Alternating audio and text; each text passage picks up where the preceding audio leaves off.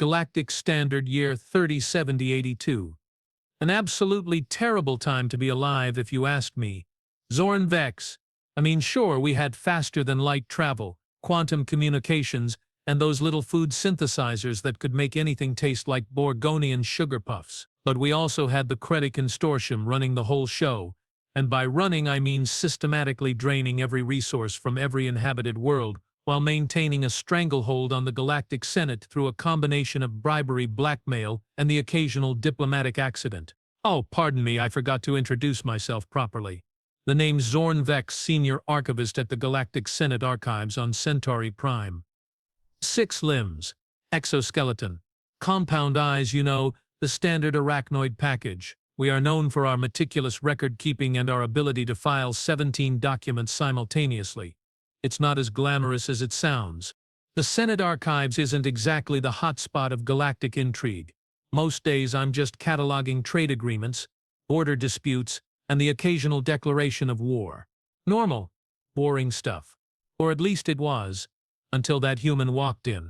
Humans, such a strange species.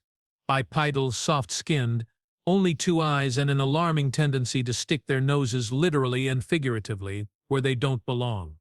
This particular human called himself Jake Morgan, average height for his kind, with what they call brown hair and those weird little patches of colored iris they have. Green ones, in his case. I need access to the Qu'Lari taxation records for the past 50 years, he said, without so much as a greeting. Typical human directness. I clicked my mandibles, in what my species considers polite laughter, and I need a vacation on the pleasure beaches of Regule 7. We don't always get what we want. The human didn't laugh. They rarely appreciate good humor. I have clearance, he said, sliding a holocard across my desk. Level 8 diplomatic access. Granted by Ambassador Trell herself. Now that got all 6 of my legs twitching. Ambassador Trell, the human representative to the Galactic Senate, was known for being particularly careful with her access grants. Some said paranoid. I prefer the term sensibly cautious. The fact that she'd given this random human level 8 clearance was concerning. Very well, Mr. Morgan, I said, scanning the holocard. It was legitimate, but the Qu'Lari taxation records are extensive. You might need to narrow your search parameters. He leaned forward, lowering his voice. I'm looking for discrepancies. Specifically taxation amounts versus reported infrastructure investments on rim worlds. Oh, great. Another idealist thinking they could take down the consortium. How original. How doomed. Terminal 7, I said, pointing with my upper right limb. But don't expect to find anything useful. The Qu'Lari have controlled the Senate Finance Committee for over 3 centuries. If there were discrepancies, someone would have found them by now. Jake Morgan gave me what humans call a smile, though I have always found the baring of teeth to be somewhat threatening. Sometimes it's not about finding what's there, he said. It's about noticing what isn't. Cryptic. Annoyingly so. I returned to my work fully expecting to never see the human again. The Qu'Lari had ways of dealing with nosy investigators, usually involving airlocks and the cold vacuum of space. But 3 days later there he was again, looking considerably more disheveled than before. I need the access logs for the senatorial executive session of Galactic Standard Year 307074, he said, voice low and urgent. I blinked all 4 of my eyes. That's oddly specific. It's also classified level 9, which you don't have clearance for, I pointed out helpfully. I can get it, he insisted, but I need to know who was in attendance first. Why not just check the public record? Because, Jake said, leaning across my desk so close I could smell that weird caffeinated beverage humans are so fond of, I think the public record has been altered. Now I should have reported him right then. That's protocol. Suspicion of record tampering is a direct path to a security intervention, but something in those strange human eyes made me hesitate. That and the fact that the Qu'Lari had recently denied my species' petition for increased representation for the 3rd time in a decade. Terminal 3, I said quietly. The executive session attendance logs are cross-referenced by species and rank. They are not classified, merely difficult to find. Jake's face did that weird stretching thing humans do when they are pleased. Thank you, Zorn. Don't thank me yet, I muttered. And don't get caught. As he hurried off, I had the distinct feeling I'd just made a terrible mistake, or possibly the best decision of my life. In my 800 years of existence, I'd found those two things often turned out to be the same. The next week passed without incident, which in the archives means 17 diplomatic complaints about border violations, 3 requests for ancient marriage contract verification, and 1 very confused nebulite trying to find the bathroom. No sign of Jake Morgan. Until, of course, there was. "I need to speak with you," he said, materializing beside my desk as I was preparing to leave for the day. Privately. I gestured around the empty archives. "It doesn't get much more private than this. Human." "Not here," he insisted. "The walls have ears." "That's anatomically incorrect for walls," I replied, but I understood his meaning. The archives, like every part of the Senate buildings, was thoroughly monitored by Qu'Lari security systems. "Fine," I sighed. "There's a gastropod restaurant 2 levels down. The sonic interference from their mating calls disrupts most surveillance." Jake's face contorted. "Their what?" "Mating calls. It's a gastropod fusion restaurant and dating establishment. The food is surprisingly good if you don't mind the occasional love song interrupting your meal." 20 minutes later, surrounded by the melodious wailing of lovelorn gastropods, Jake Morgan revealed what he'd discovered. The Qu'Lari have been systematically draining planetary relief funds for over 2 centuries, he said, pushing a data chip across the table. "They allocate the funds in the Senate budget, announce the humanitarian projects with great fanfare, and then the money disappears." "Disappears where?" I asked, curiosity getting the better of me. "Into thousands of shell corporations across 57 systems. But all roads lead back to the 7 high families of the consortium." I clicked my mandibles nervously. That's not exactly surprising. Everyone knows the Qu'Lari are corrupt. Suspecting corruption and proving it are different things, Jake said, tapping the data chip. "This is proof. Irrefutable. Mathematical proof. Trillions of credits meant for disaster relief, medical research, infrastructure development, all of it, funneled into private Qu'Lari accounts." I picked up the chip, turning it over in my upper appendages. "And what exactly do you expect me to do with this information? I'm an archivist, not a revolutionary." Jake leaned forward. "I need access to the Senate broadcast system." I nearly choked on my fermented root beverage. "The what?" "That's impossible. It's used only for emergency announcements and the annual address from the High Chancellor." "Exactly," Jake said, his strange human mouth set in a firm line. "And it reaches every corner of settled space simultaneously. No delays, no filtering, no chance for the Qu'Lari to stop the transmission once it starts. And you think I can just walk in and activate a system that hasn't been used in 37 years except by the Chancellor himself?" "No," Jake said, "but I think you can get me into the transmission control room." I should have said no. I should have reported him immediately. I should have gone home to my comfortable habitation pod and forgotten this conversation ever happened. Instead I said, "When?" "Tomorrow during the Celebration of Ascendance." The Celebration of Ascendance. The annual ceremony commemorating the Qu'Lari's rise to power. "How deliciously ironic. You realize," I said slowly, "that if we are caught, the best-case scenario is imprisonment on a mining asteroid for the rest of our natural lives. And the worst case? There are 17 standard methods of execution in consortium space. None of them are pleasant." Jake didn't flinch. Another strange human quality, their remarkable ability to face certain doom with calm determination. "The transmission control room is on level 92, I continued. "Security will be focused on the Grand Hall for the celebration. There's a maintenance shaft that connects the archives to the lower communication levels. We'd still need to bypass at least 3 security checkpoints."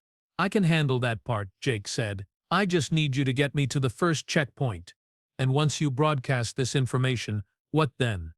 "The Qu'Lari control not just the Senate but the largest military force in the galaxy." Jake's face did something complicated, a mixture of determination and what I later learned was called grim satisfaction. "They control the military through fear and payoffs," he said. "But there are more non-Qu'Lari soldiers than Qu'Lari commanders. When everyone sees the proof that their worlds have been left to suffer while the consortium hoards wealth, well, let's just say loyalty purchased with credits can be outbid by righteous anger." I considered his words, considered my comfortable, predictable life cataloging the slow decline of galactic civilization. Considered the 17 times my species had petitioned for basic rights only to be denied by Qu'Lari bureaucrats. Meet me at Archive Storage Room B, 1 hour before the celebration begins, I said finally. Wear something that doesn't scream suspicious human about to commit treason. Jake grinned, that alarming teeth baring again. I knew you'd help. Don't be so sure, I replied. I might still turn you in for the reward. There's a reward. There would be if I reported you. But you won't, he said with infuriating confidence. And why is that? Jake looked at me with those strange green eyes. Because you have been keeping your own records, haven't you? All these years in the archives, noting the discrepancies, filing them away, waiting. I felt my exoskeleton tighten in shock. He was right, of course. For over a century I'd been documenting the consortium's crimes in my own private database. Never sharing, never acting, just recording. As if the mere act of documentation could somehow bring justice. How did you know? I asked. You are an archivist, Jake said simply. It's what you do. The next day arrived with the ponderous inevitability of bureaucratic disaster. I spent the morning organizing my affairs, transferring my savings to an untraceable account and leaving instructions for the care of my egg-clutch siblings in case of my unexpected demise. Standard precautions for anyone about to commit high treason. Jake Morgan arrived at Storage Room B exactly on time, dressed in the uniform of a Senate maintenance worker. The disguise was surprisingly effective. Humans all look somewhat similar to other species anyway. Ready? He asked. No, I replied honestly, but waiting won't make this any less suicidal. I led him through the labyrinthine back corridors of the archives, past storage rooms filled with physical documents from worlds that still insisted on using actual paper. The maintenance shaft was exactly where I remembered it, behind a shelving unit containing 3,000 years of Betelgeusian marriage contracts. This shaft connects to level 85, I explained as we climbed down the narrow ladder. From there we will need to take the service elevators to level 92, and the security checkpoints. I clicked my mandibles nervously. First one is at the shaft exit. Retinal scan for maintenance workers only. Jake pulled out a small device I didn't recognize. Not a problem. We descended in silence after that, the only sound the clicking of my limbs on the metal rungs. 742 rungs later I counted each one. We reached level 85.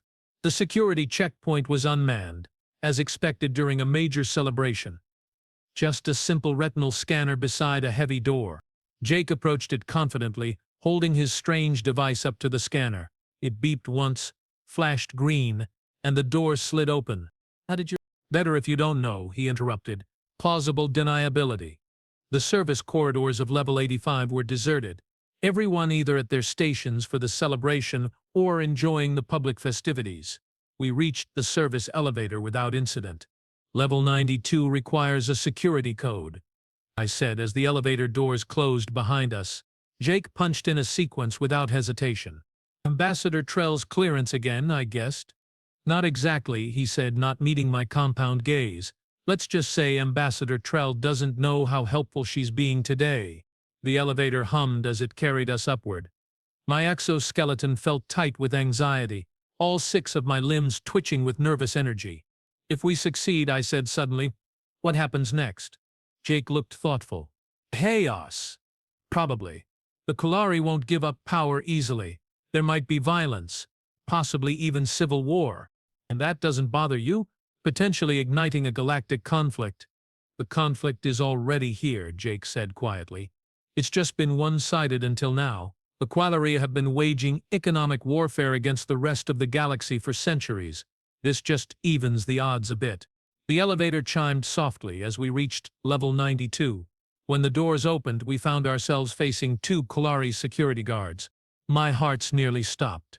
Maintenance, Jake said smoothly, gesturing to his uniform and then to me. Commuorcom system. Check for the Chancellor's address. The guards, tall, elegantly scaled beings with the characteristic Qu'Lari neck frills, looked suspicious. We weren't informed of any maintenance. Last-minute directive, Jake said with a shrug. Something about feedback issues during the rehearsal. You know how the Chancellor gets about technical problems? The guards exchanged glances. Everyone knew how the Chancellor got about technical problems. His last communication director had been publicly flayed for a 3-second delay in a broadcast. Identification, one guard demanded, holding out a scanner. Jake presented his forged maintenance ID. I did the same, thanking the 17 gods of my ancestors that I'd had the foresight to create a backup identity years ago, just in case. The scanner beeped green for both of us. Transmission control is down the hall, third door on the right, the guard said, stepping aside. Be quick about it. The Chancellor's address begins in 30 minutes. We walked away at a measured pace, neither too fast nor too slow. Only when we were out of sight did I allow my posture to relax slightly. That was too easy, I whispered. Don't jinx it, Jake muttered, using a human expression I'd heard before. The transmission control room was exactly where the guard had indicated. Another retinal scan, another miracle from Jake's mysterious device. And we were inside. The room was smaller than I'd expected. Just a few control panels, a holographic display of the broadcast network, and a single chair. No personnel. They would arrive shortly before the Chancellor's address. Jake immediately went to work, inserting his data chip into the main console and typing rapidly. How long will this take? I asked, keeping watch at the door. 5 minutes to upload the data, another 2 to override the security protocols, and then we are ready to broadcast. And how long until someone notices what we are doing? Jake glanced up. Probably about the same amount of time, so let's hope I'm fast. I watched as he worked, his strange 5-fingered hands moving across the controls with surprising dexterity. The console beeped and flashed as it accepted his commands. Almost there, he murmured. Just need to. The door slid open. Qu'Lari technician stood in the doorway, her neck frills extended in surprise. For a moment we all froze in tableau. Then she reached for her communicator. I moved without thinking, all 6 limbs propelling me across the room. I slammed into her with my full weight, knocking the communicator from her hand. We tumbled into the corridor, her scales scraping against my exoskeleton. Intruders, she hissed, her forked tongue flicking in alarm. Security breach on level 9. I pressed one limb across her throat, trying to silence her without causing permanent damage. But Qu'Lari stronger than they look. She twisted beneath me, her tail whipping around to strike at my abdomen. Jake, I called. Whatever you are doing, do it faster. Almost got it, he shouted back. 10 seconds. The technician's clawed hand found my eye cluster, scratching painfully. I reared back, and she used the opportunity to sink her teeth into my lower right limb. Pain shot through me.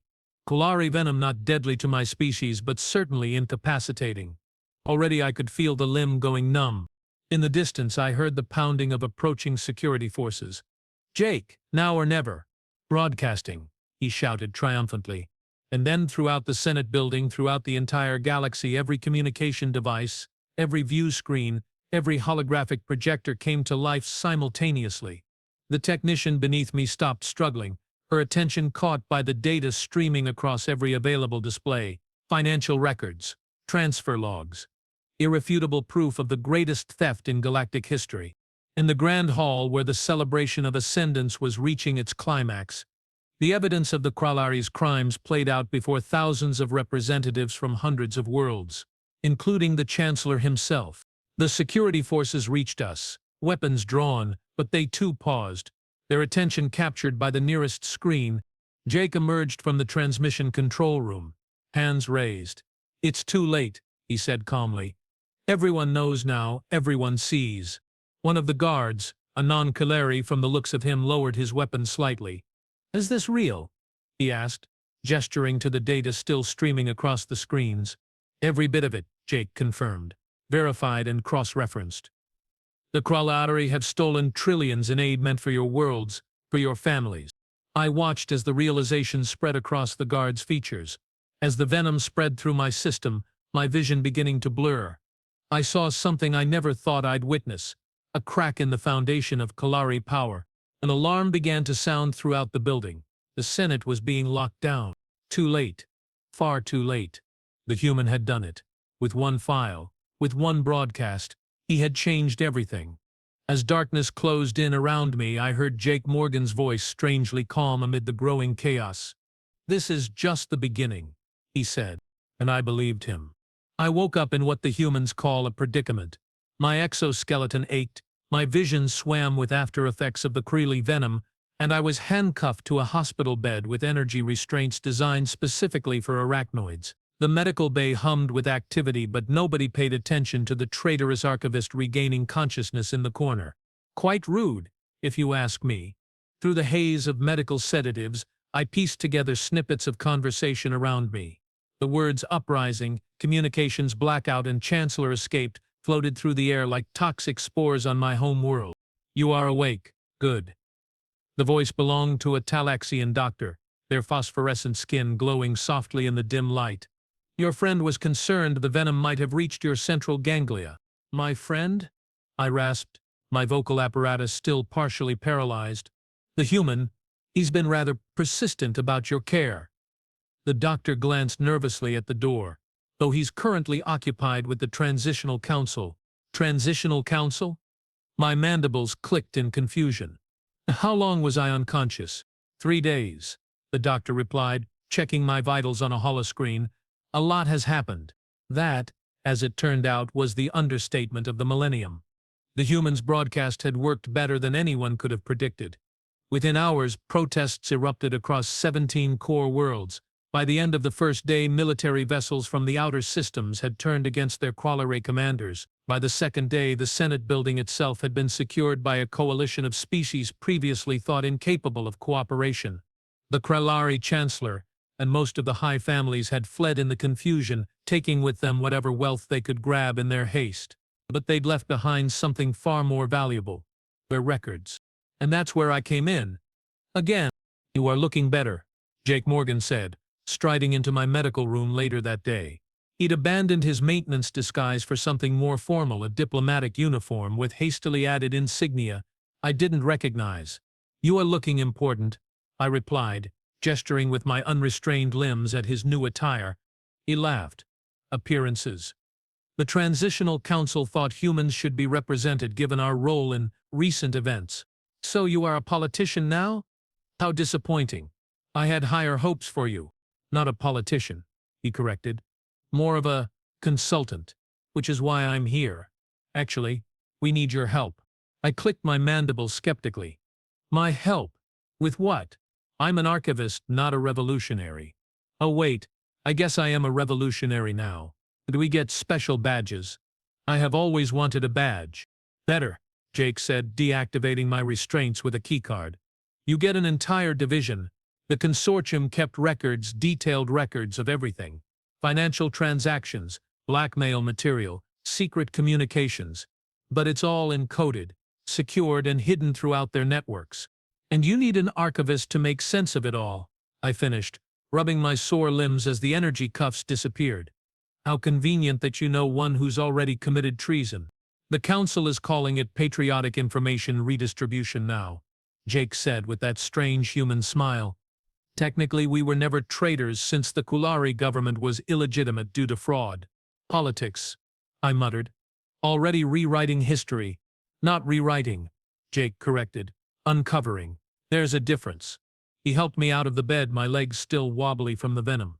As we made our way through the corridors of what had once been the Senate Medical Center, I saw the changes everywhere, security forces from a dozen different species working together, the Qu'Lari symbols already being removed from the walls, and everywhere screens displaying the continuing revelations from the data Jake had broadcast.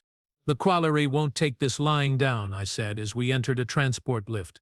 They still control significant military assets, and they have allies. Jake nodded grimly. We are counting on it. That's why we need to work quickly. The more evidence we uncover, the harder it will be for those allies to support them publicly. Where are we going? I asked as the lift descended rather than ascending toward the administrative levels. The real archives, Jake said mysteriously. The lift stopped at a sub-level I hadn't known existed. Impressive, considering I'd worked in the building for over a century. The doors opened to reveal a vast chamber filled with servers, data crystals, and holographic storage units.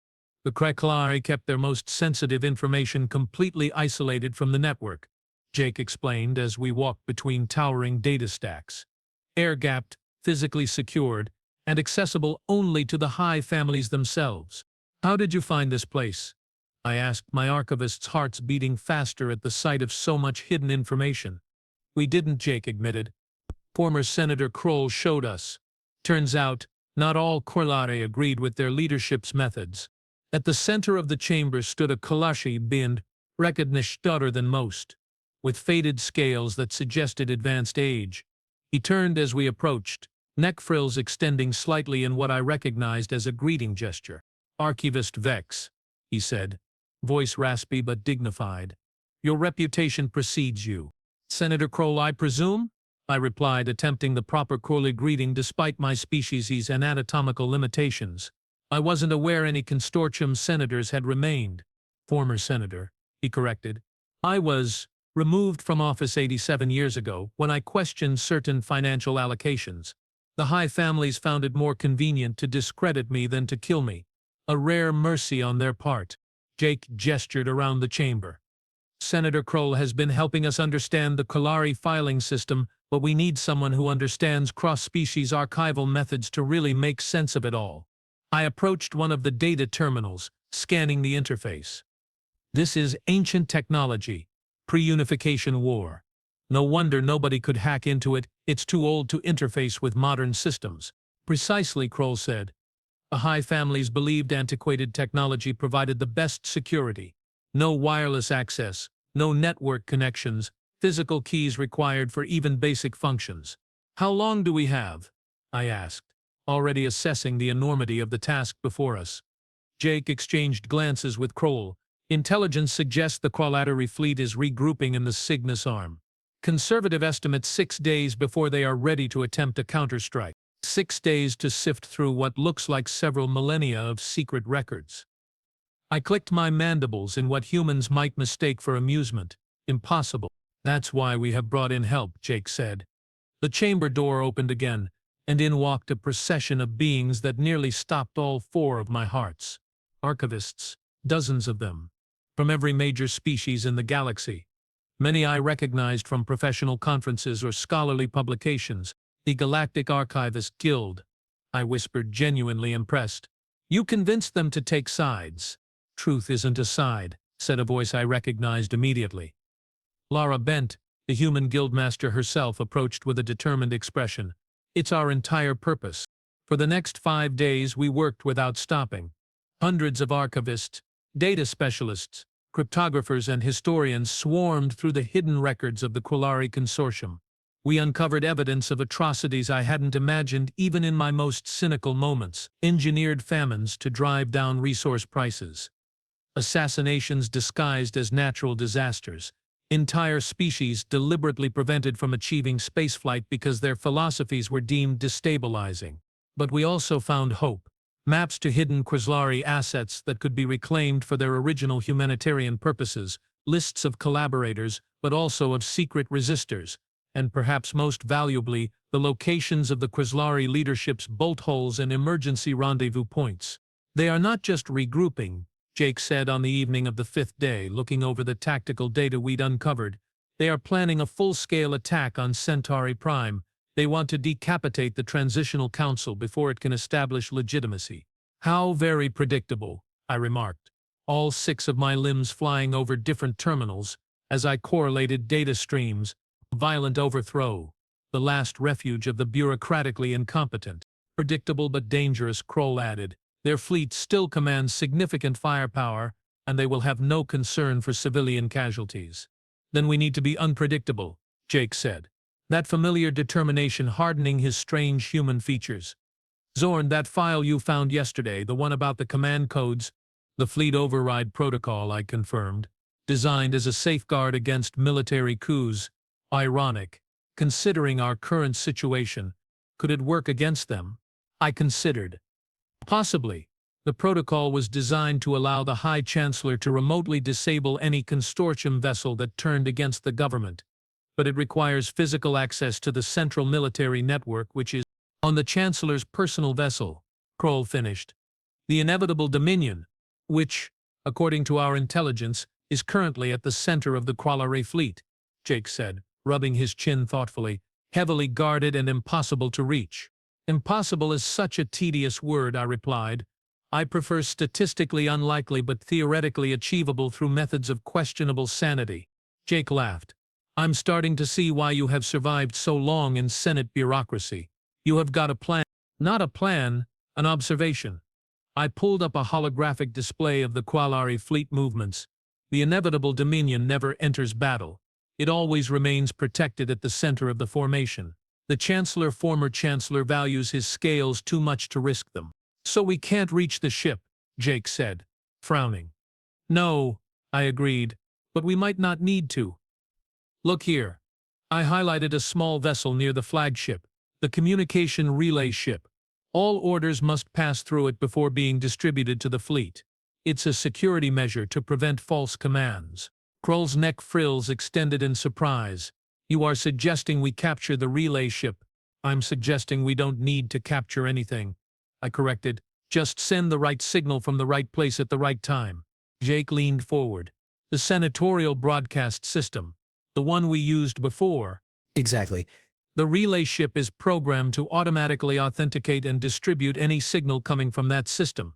It's how the Chancellor addresses the fleet during operations.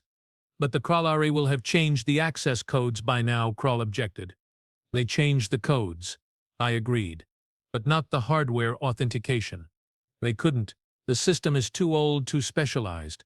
It uses quantum entanglement verification that was manufactured before most species achieved spaceflight. You can't replicate it, and you can't change it without replacing the entire network. Which they haven't had time to do, Jake finished, understanding dawning on his face. Precisely. We can send the fleet override protocol through the Senate broadcast system. The relay ship will authenticate it automatically and distribute it to every vessel in the Qu'Lari fleet. Shutting them all down at once, Jake whispered. It could work. It could also fail spectacularly, I reminded him. The protocol is over 2 centuries old. It might not function as documented, and we will only get one chance. Better odds than a direct confrontation, Jake said, already heading for the door. I will take it to the council immediately. As he left, Krull regarded me with those ancient, weary eyes.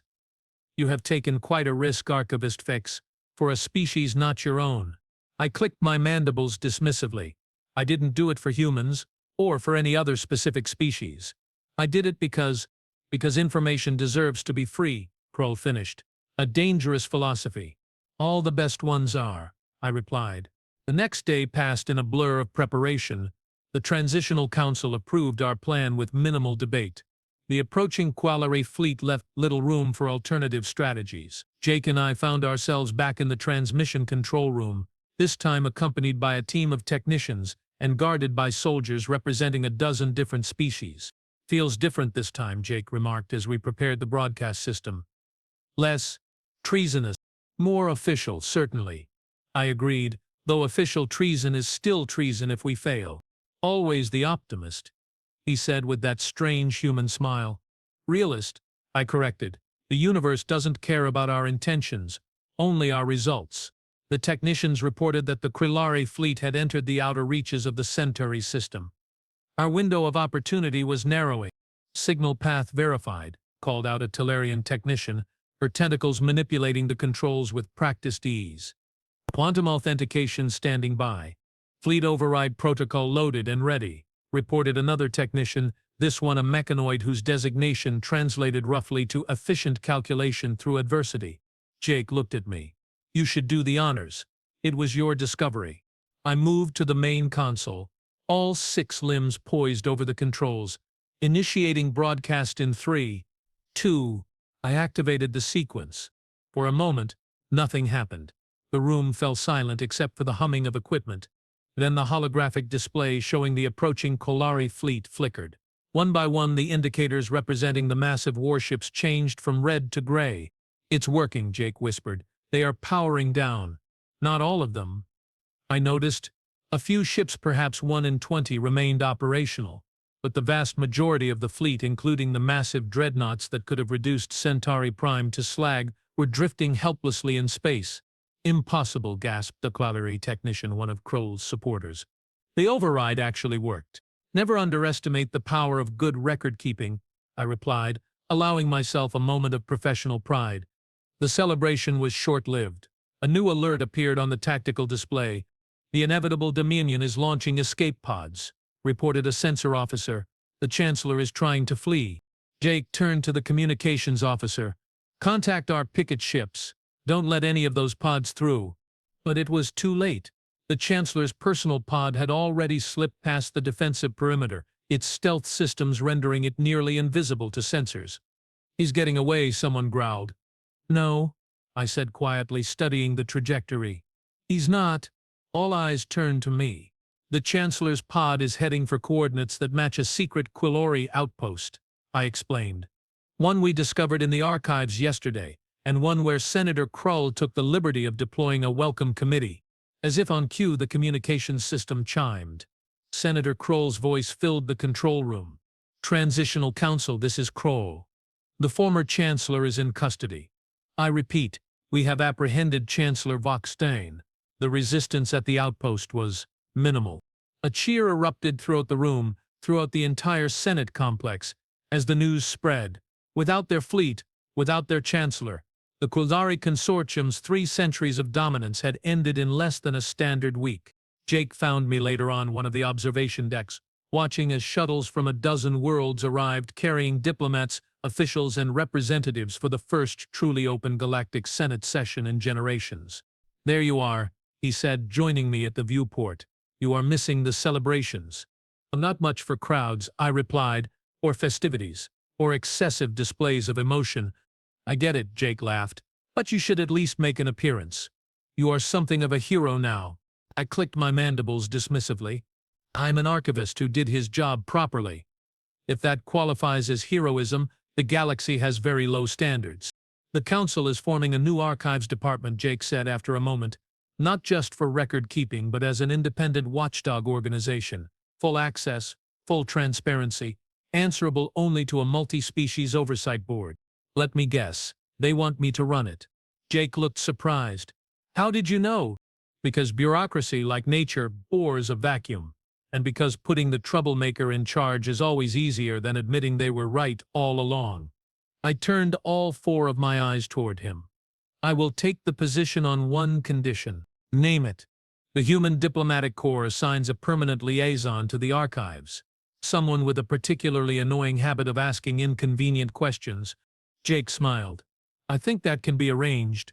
Below us, the lights of Centauri Prime sparkled like stars. Citizens of 1,000 species celebrating their first taste of true freedom. The Qu'Lari Consortium had controlled the Galactic Senate for 3 centuries through secrets and lies. It had taken just one human, one archivist, and one leaked file to bring it all crashing down. What happens now? Jake asked, gazing out at the endless expanse of stars beyond the viewport. Now comes the truly difficult part, I replied. Governing fairly, establishing trust, rebuilding what was broken. History suggests we will make a complete mess of it. Of course. But then again, history is written by the archivist, Jake finished. And this archivist, I said, intends to ensure we do better this time. As the new day dawned on Centauri Prime, I couldn't help but feel a strange sensation in my thoracic ganglia. Something suspiciously like hope. How terribly inconvenient. But perhaps, just this once, I'd allow it.